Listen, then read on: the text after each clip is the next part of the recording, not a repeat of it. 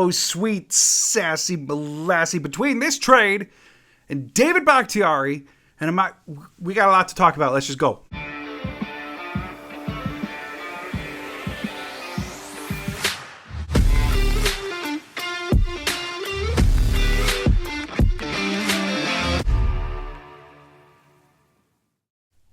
What's up, everybody, and welcome to another episode of Lombardi Time Brews. Yes, another mock draft today. This is mock draft number 3 from Lombardi Time Brews. Today, I take it through all 7 rounds of the draft with just one little change. I actually allowed for some trades this time. No Aaron Rodgers trade, because we still don't know what the freak that's going to be yet. But I did stick to the Packers' original picks and then do some finagling from there. Let's just pretend for a little while that we don't have a former franchise quarterback who's going to be moved for more draft capital. Because, maybe he won't be traded until it's like 2024 assets. We just don't know. So I'm going to take you through the mock draft, but then at the end, I do have 2 things to address. One would be a little bit of talk today from Charles Robinson about the Aaron Rodgers trade, but then 2, something that just got to me last night, and it just happened to be involving a certain left tackle named David Bakhtiari, and the response from people who supposedly pride themselves on reporting things. I don't know. We're going to get to that. I am very much less than thrilled with how that conversation was covered, and I'm going to get to all that. But first, let's dive into the mock draft. Like I said, I kept all 7 rounds as they were and then allowed for some trades from there. So what I'm going to do first is I'm going to just read off to you what picks I made, and then I'll dive into who was left on the board when I made the picks. Why did I pick that guy instead of the guy that you love or the dude that your brother loves or like whatever. And then I'm going to go through all of the rationale, everything that goes with it. So, first of all, pick 15. Yes, in the first round, I stayed put. I picked cornerback Devin Witherspoon. Then I did some trades, moved out of pick 45 in round 2, actually moved back a little bit to pick 59, where I chose Darnell Washington, tight end from Georgia. I do remain skeptical he's going to be there at 59. But if the mock draft simulator is going to let me pick him at 59, I will. And then moving on, pick 65, Matthew Bergeron, tackle from Syracuse. Pick 73, yep, all these were parts of trades. Jonathan Mingo, wide receiver from Ole Miss. Pick 129, I chose Kobe Turner, the defensive lineman from Wake Forest. I know maybe a little outside of the Packers thresholds, but we're going to get there. Pick 170, Jason Taylor II, the safety. Pick 235, Muhammad Ibrahim, the running back from Minnesota. Pick 244, Elijah Higgins, the wide receiver. And then pick 256, Tyson Bagent, the quarterback from D2, Shepherd University. Now, you may be noticing, I called off all those things, and you're like, but wait. There's some positions that didn't get addressed that the Packers really, really need to address. I know. And I'm going to go through all that. So let's dive in right now. First round pick, yes, cornerback Devin Witherspoon. I'm not going to do this for every single round, obviously, because I'm not insane. But these are the 14 picks that came right before my choice of Devin Witherspoon. It was Bryce Young, C.J. Stroud, Will Anderson, Anthony Richardson, Tyree Wilson, Jalen Carter, Will Levis, Paris Johnson Jr., Quentin Johnston, Christian Gonzalez, Lucas Van Ness, Brian Branch, Peter Skronsky, Broderick Jones. So you may know Devin Witherspoon obviously was still available, but so is tight end Dalton Kincaid, who's apparently coming for a visit to Green Bay. So was the guy who's being talked about a lot right now, tackle Darnell Wright, or Myles Murphy, or even a certain slot receiver from the Ohio State Jackson Smith-Njigba. So why Devin Witherspoon? Well, I've talked about Witherspoon before, and I'm very, very high on Witherspoon. I am also very, very high on Jackson Smith-Njigba. But the point is here, given the Packers situation, given how the draft is already going through the first 14 picks, I had a lot more faith that I'd be able to get a wide receiver who meets all of the Packers' thresholds. Maybe not quite so brilliant as Jackson Smith-Njigba has produced thus far, but I'm a lot more confident that I can get a wide receiver who's going to contribute to the Packers than I would be being able to find a Jair Alexander clone later in the draft. And yes, I did say Jair Alexander clone for Devin Witherspoon because by all accounts, that's what the man is. He plays with limitless swagger. He involves himself in run game. He's a very, very sticky corner who's been described in a lot of scouting reports as downright annoying for wide receivers to go against. Doesn't that kind of sound like Jair? They have similar size, similar profiles from combines. I think the ability to get him and put him in your secondary offers you so much flexibility. You want Jair to play a little bit more in the slot? Go right ahead. Now, this is assuming Eric Stokes' health as well. You want Rasul to switch to safety because safety is becoming this gaping hole? You go ahead. What this does is it offers a premier talent at a position where you value flexibility to really shore up that back end. So, Devin Witherspoon, not to mention when it comes to Jackson Smith-Njigba, as much as I love him and as much as he was a massive producer for Ohio State in 2021, Matt LaFleur doesn't necessarily need a true slot receiver. We've seen that. Sure, he's kind of made it work with Cobb over the last couple of years, but his offense doesn't need a true slot. I mean, look at how often he used Christian Watson in the slot. It's a lot more than you think when you really look at the numbers. So, do I believe that Jackson Smith-Njigba could be a massive contributor to the offense? Yes, I have wonderful visions about Watson streaking downfield open and then Jackson Smith-Njigba catching all the stuff across the middle that Rodgers has been allergic to for years and actually getting intermediate gains across the middle for this Packers offense to really unlock it.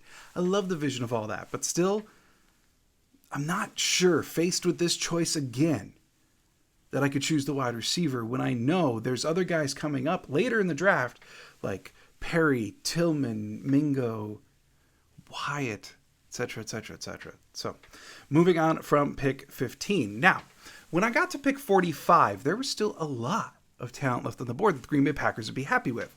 And this is realistically where, a second-round pick from the Jets could really potentially come into play here to nab two of these guys. But at pick 45, still on the board was Tyler Kraft, the tight end, Laporta, the tight end, Darnell Washington, Benton from Wisconsin, Hyatt from Tennessee, Foskey from Notre Dame, Mingo, Luke Musgrave. Most of the tight ends are still there. You got the wide receiver that by all accounts they love in Mingo.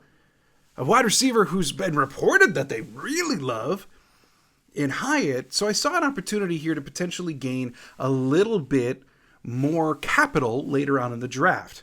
So I swapped pick 45 to Houston for pick 65 and 73. Yes, 45 for 65 and 73. But in doing so, I kind of had this, I don't want to wait all the way until 65. What if this could be just like when Brian Gutekunst drafted Jair and traded back, but then traded back up and just got to live with the extra capital that he got?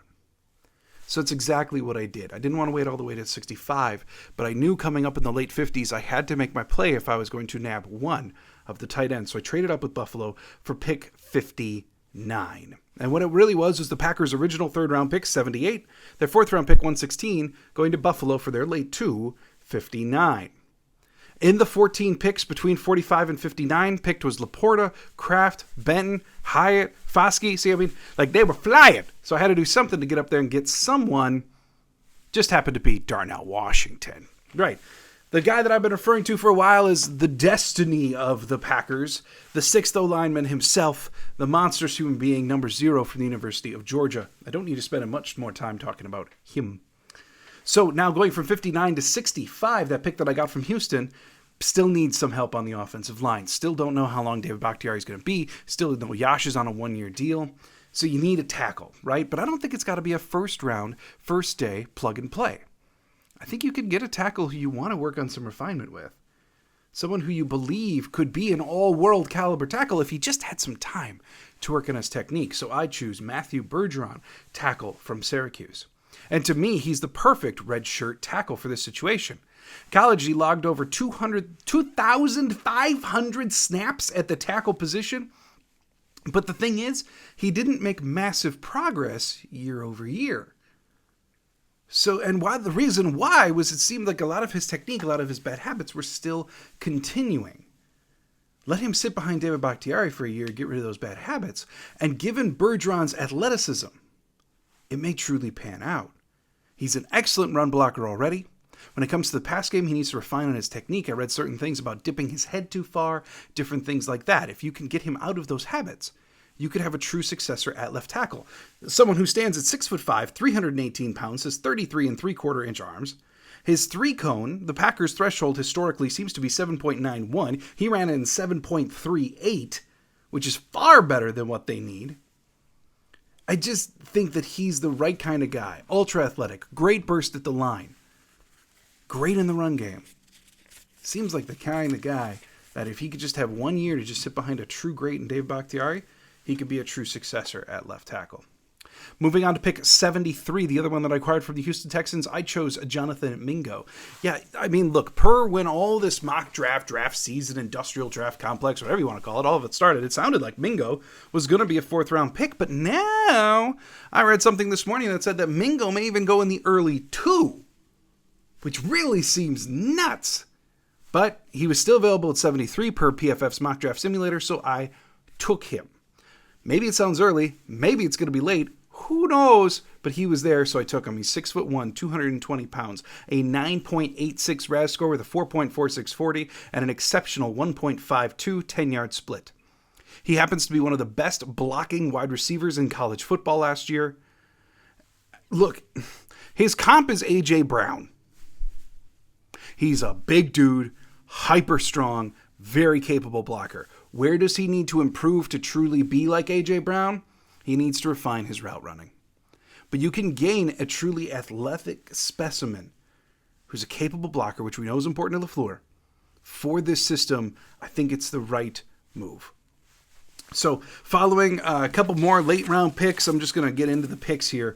Pick 129. Yes, I was originally slated to have 149. I worked out a deal with Dallas, got up to 129, partially because the Packers have a gaping hole at defensive line. And I talked a little bit about that on Monday. You've got Slayton, you got Wyatt, you got Clark, and then you got nothing. So the Packers have to find something for their defensive line. And there just happened to be at 129, Kobe Turner from Wake Forest. I mean, yeah, he's a little undersized, 6'3", 288 pounds. Packers generally like their 3-4 linemen to be at least 290 pounds.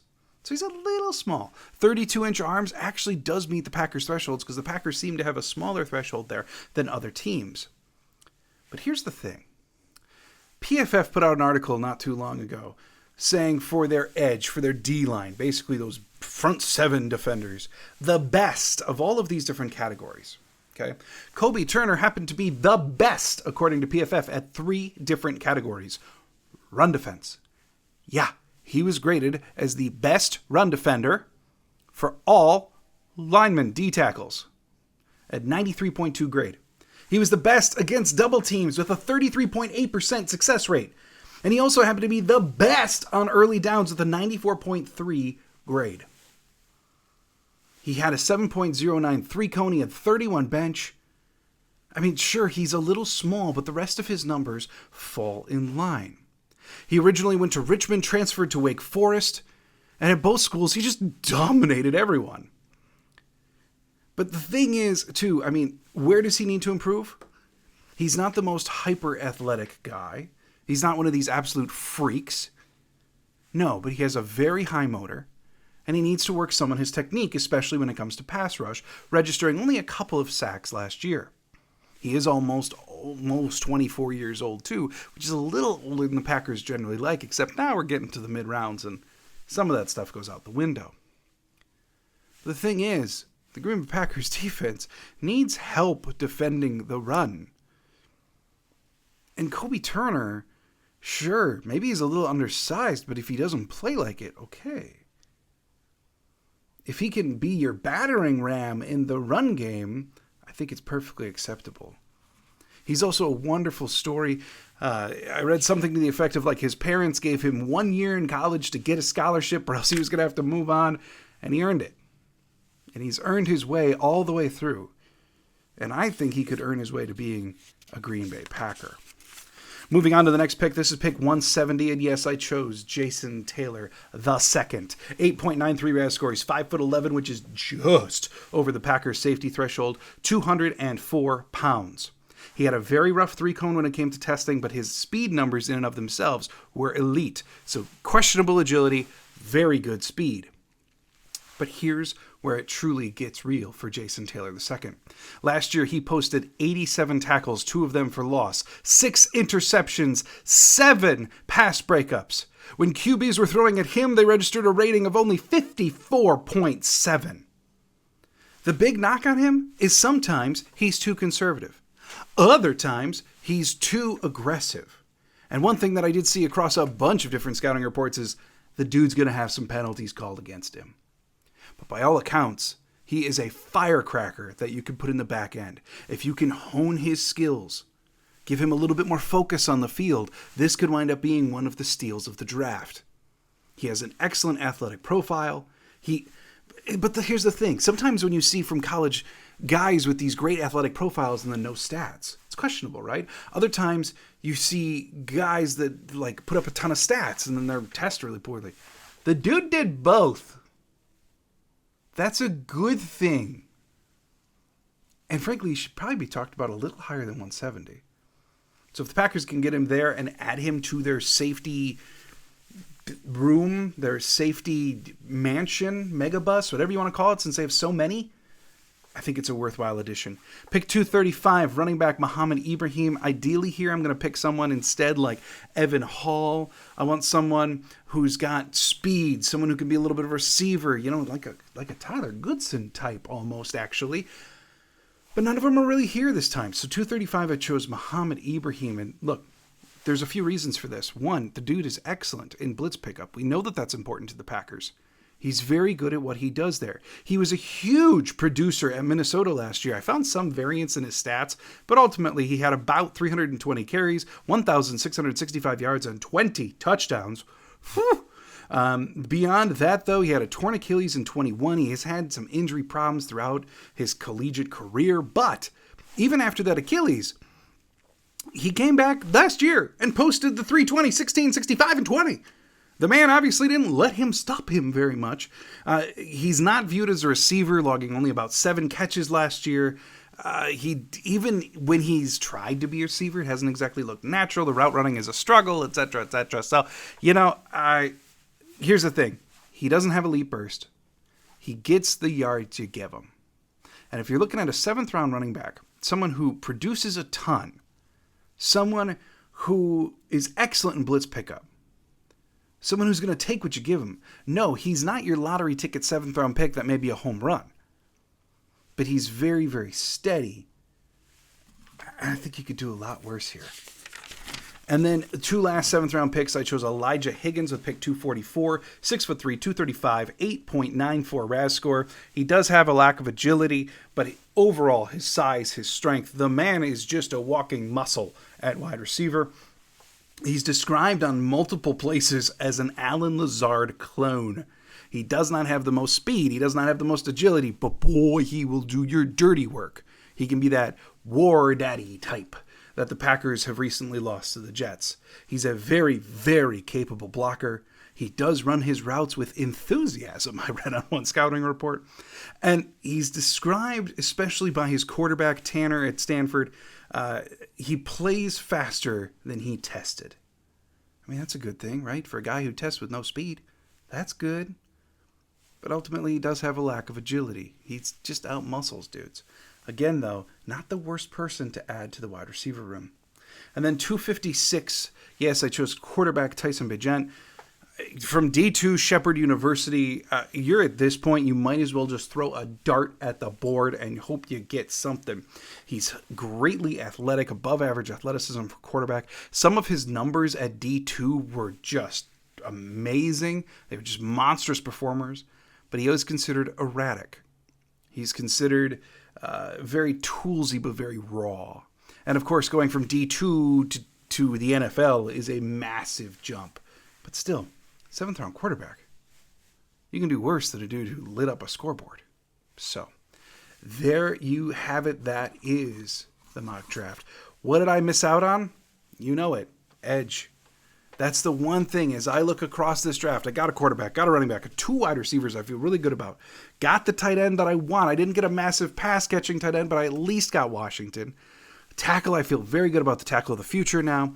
Got a D lineman that I'm in love with. Completely shored up the secondary. But where did I really miss? Edge. Yeah. And sometimes, maybe that's what they'll get from the Jets. Let's just live with that. So here's the thing. I got 2 other topics I want to touch on super quick. Charles Robinson, a reporter from Yahoo Sports, one of the more trusted voices around this whole thing, not quite as dramatic as Adam Schefter.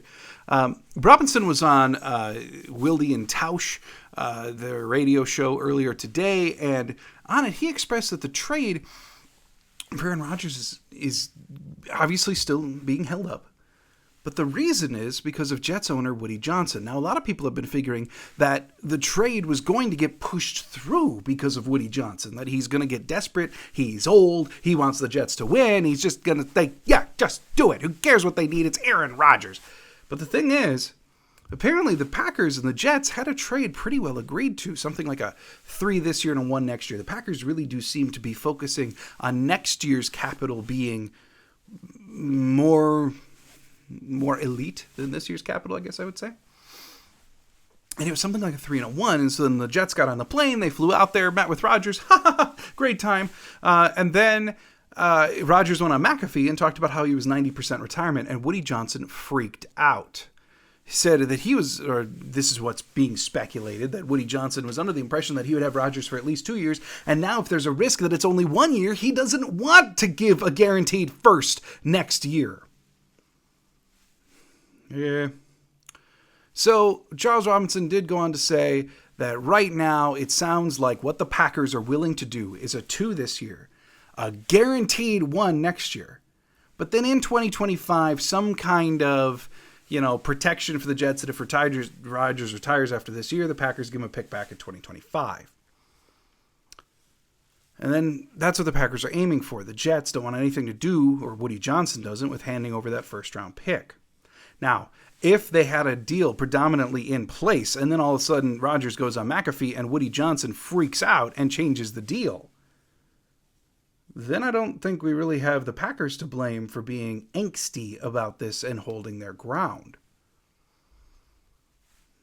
Charles Robinson does go on to say that later on in the interview that he does say what probably is going to get done is a 2 this year and a 2 next year with contingencies added on, pretty accessible ones, to get it to being a first next year. We continue to wait. We continue to see. Something that I don't want to wait about is David Bakhtiari. Look, here's the deal. I'm going to keep this short and sweet. David Bakhtiari yesterday was on the podcast Bussin' with the Bullies, Barstool's podcast with Taylor Lewin and Will Compton. I have been seeing people in the last 24 hours absolutely freak out at David Bakhtiari for no longer being a part of the team, no longer caring about the Packers, just completely and utterly assuming that he's going to be gone, that David Bakhtiari is requesting a trade out of Green Bay. Okay, here's what happened. Dave Bakhtiari was on this podcast, and of course he was asked about Aaron Rodgers, and he said, there's always something with Aaron. He's used to being asked about Aaron. It's been 4 or 5 years now that he's always asked about Aaron. There's always something with Aaron.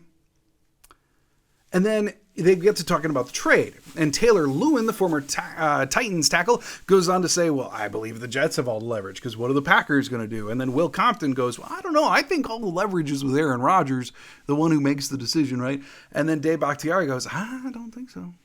I don't think so. There's another option here.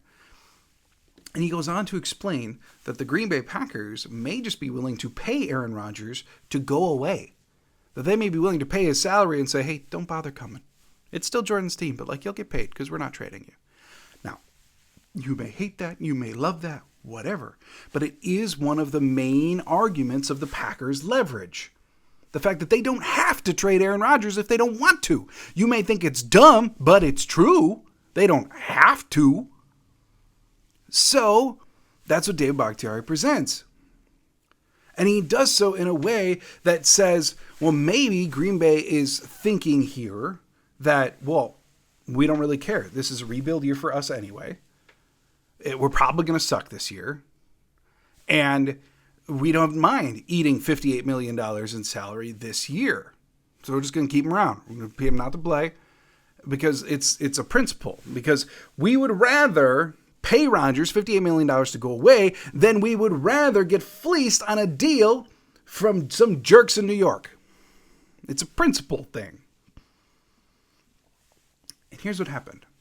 Barstool took a 1-minute clip of David Bakhtiari explaining very specifically that portion of David Bakhtiari's 10-minute talk about this whole thing, the 1-minute thing where he says the Packers may suck this year. And he used the word they. He didn't say we may suck. He said they may suck this year. And then Bakhtiari talked about how much he would love for the Packers to be successful this year. Now, I admit it didn't come off the best. He did say they a lot. He did create a little bit of distance. But at the same time, he sounded like a dude who's being fairly realistic about the fact that the Packers are rebuilding. But what you had was Barstool. Yeah, Barstool. Took a 1-minute clip of David Bakhtiari. Just that 1-minute clip where he said the Packers might suck. And then put it out onto Twitter. What happened? Multiple Packers accounts, yes, other Packers podcasts, shared it, quoted it, didn't bother to give the full context. And of course, they hide behind the shroud of like, we're letting people decide for themselves. Yeah, because so many Packer fans are logging on to Bussin' with the Boys and watching 40 minutes of a 3-hour-long podcast of Dave Bakhtiari, where the first 10 minutes happens to be talking about male parts. You knew what you were doing, and it's crap. Because a whole bunch of people turned on David Bakhtiari yesterday, and he didn't deserve it. Context matters. It is completely unfair to take a 1-minute clip out of a 10-minute speech and say that that's how he truly feels. And to retweet it, or look, if you're just a fan and you just saw the clip and whatever, cool. I'm not picking on you. What I'm picking on is the people who happen to have thousands and thousands and thousands and thousands of followers who've been doing this for 10 years. Putting it out there and saying, David Bakhtiari thinks the Packers are going to suck. Not cool. But you know what? Beautiful day outside. I have talked way too much. I will be back on Friday talking more NFL draft. I hope you had an absolutely wonderful day today. And as always, go Pack Go.